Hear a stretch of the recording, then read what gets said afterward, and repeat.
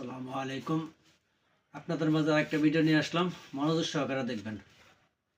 যারা পাঞ্জাবি, শার্ট, গেঞ্জি যে কোনো কাপড় পরিধান করি না কেন, এটা আমি যদি রাসূলুল্লাহ সাল্লাল্লাহু আলাইহি সাল্লামের সুন্নত তরিকায় পরি, তাহলে আমার আমলনামায় নেকি হয়ে যাবে। তো দেখি ভাই কিভাবে রাসূলুল্লাহ সাল্লাল্লাহু আলাইহি সাল্লাম পাঞ্জাবি, শার্ট এবং যে কোনো ধরনের জামা কাপড় নারী পুরুষ যারাই পরিধান করবেন, সুন্নত তরিকা পরিধান করলে নেকি পাওয়া যাবে। এই জন্য সুন্নত তরিকা পড়ার চেষ্টা করব, কোনো ধরনের কষ্ট হবে না।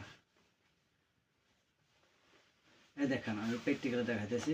সর্বপ্রথমে পাঞ্জাবি বা শার্ট যেটাই পরিধান করেন,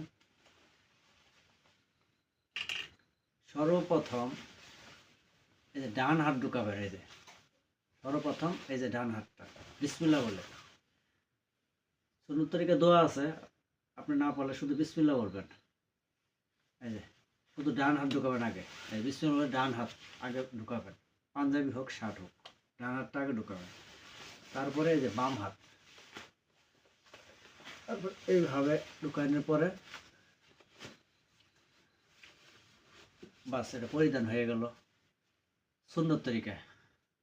আশা করি ভিডিওটা বুঝতে পারছেন।